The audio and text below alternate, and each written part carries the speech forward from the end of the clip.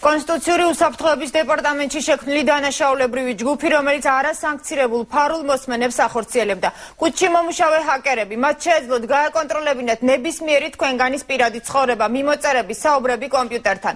ვინ გასცემდა დავალებებს შინაგან საქმეთა მინისტრის მოადგილის შოთა ხიზანიშვილისა და კუდის უფროსის მოადგილის ვაჟა ლელუაშვილის გარდა. ჩვენებებში ფიგურირებს ინიციალები და. შესაძლოა ეს დათა ახალაიაც იყოს. ნახეთ ცოდისა და კუდის თანამშრომელთა ჩვენებებზე აწყობილი ისტორიები.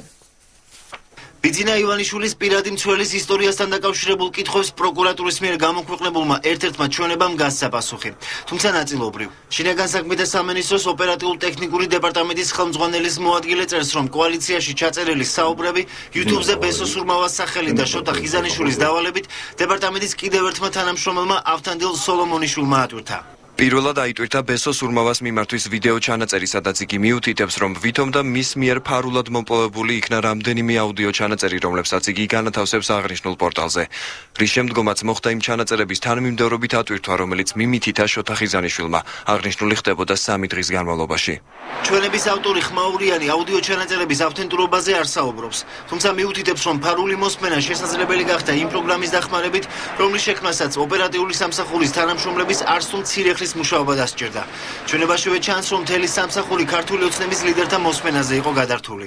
თავიდან, როდესაც პროგრამა ახალი შექმნილი იყო, ვუსმენდით ოპერატიულად საინტერესო პირებს, მაგრამ მას შემდეგ, რაც არჩევნებისთვის გამოცხადდა მზადება, გადავერთეთ პოლიტიკურ თემაზე და მთელი სამსახურის თანამშრომლების საქმიანობა მიმართული იყო იქეთ, რომ მოგვესმინა კოალიცია ქართული ოცნების წევრთათვის. აღნიშნული შესახებ დავალება მიღებული მქონდა ვაჟა ლელუაშვილისაგან. მიღებულ ინფორმაციას ვეუბნებოდი ხოლმე ჩემს უშუალო უფროს ვაჟა ლელუაშვილს თავისივე სამუშაო ოთახში და ასევე და-ს. გადავცემდი ინფორმაციას მობილური ტელეფონის მეშვეობით. ვაჟა ლელუაშვილი დღეს გავრცელებულ კიდევ ერთ ჩვენებაში ფიგურირებს. კუდის პირველი მთავარი სამმართველოს უფროსის სახელით გამოქვეყნებულ დოკუმენტში ნათქვამია, რომ ლელუაშვილისგან დეპარტამენტს ბიძინა ივანიშვილთან დაკავშირებული ფირმების მიერ შემოტანილი ტექნიკის დაზიანება ჰქონდა დავალებული. სწორედ ამ დავალების შესრულების შედეგად მეცხრე არხისთვის განკუთვნილი ტექნიკის უდიდესი ნაწილი საბაჟოზე ზიანდებოდა. მიზანი კი არხის მაუწყებლობის დაწყების შეფერხება იყო. თავიდანვე ვაჟა ლელუაშვილისგან მითითება იყო, რომ ტექნიკა ისე უნდა დაგვეზიანებინა, რომ საბოლოოდ არ გამოსულიყო მწყობრიდან და შემდგომში შესაძლებელი ყოფილიყო მისი აღდგენა შეკეთება. თუ ვისგან მოდიოდა ზემოაღნიშნული დავალება, ჩემთვის არ უთქვამს ვაჟა ლელუაშვილს, მაგრამ ჩემთვის ცხადია, რომ იგი ამ დავალებას მიიღებდა კონსტიტუციური უსაფრთხოების დეპარტამენტის დირექტორისგან, და-სგან, მაგრამ ცხადია, რომ ვერც და მიიღებდა ასეთ გადაწყვეტილებას ერთპიროვნულად.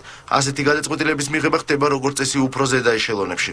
ზედა ეშელონებზე საუბარი პირველ ჩვენებაშიც არის. დაკავებული წერს, რომ ივანიშვილის პირადი მცველის სახელით YouTube-ზე აუდიო ჩანაწერების გავრცელებამდე შოთა ხიზანიშვილი მაკომპრომატირებელი დისკებით პრეზიდენტის სასახლეში შევიდა. ნათია, ჩვენებებში მოხსენიებული ინიციალები და შესაძლოა კონსტიტუციური უსაფრთხოების დეპარტამენტის ყოფილი ხელმძღვანელი დათა ახალაია იყოს. ეს ეჭვმითაც ვყარდება, რომ რამდენიმე წუთის წინ საქართველოს მთავარმა პროკურორმა არჩილ კვილაშვილმა განაცხადა რადიო პალიტრის გადაცემა რეზუმის ეთერში, რომ მას შესაძლოა ორშაბათს ბრალი წაეყენოს. დაუსწრებად ინდირა დამდენადაც დათა ახალაია საქართველოში არ იმყოფება. ამ ბრალის წაყენების მიზეზი კი შესაძლოა გახდეს ამ ჩვენებებში მისი მოხსენება და ასევე პირადი ინფორმაციის უკანონო გზით მოპოვება. რაც შეეხება მოსმენებს, აღსანიშნავია ის, რომ სპეციალური აპარატურისა და კომპიუტერული ვირუსის შექმნის შემდეგ პირები, რომლებიც მუშაობდნენ კუდსა და სოჩში, უსმენენ არა მარტო ქართული ოცნების ლიდერებს, არამედ სხვა ოპოზიციურ ლიდერებს, მათ შორის დემოკრატიული მოძრაობის ლიდერს დინო ბურჯანაძეს თბილისში და ირაკლი ოქრუაშვილს პარიზში. მადლობა, მალხაზ ჭკადუა საუბრობდა 9 საათისთვის არსებულ საქმის ახალ დეტალებზე.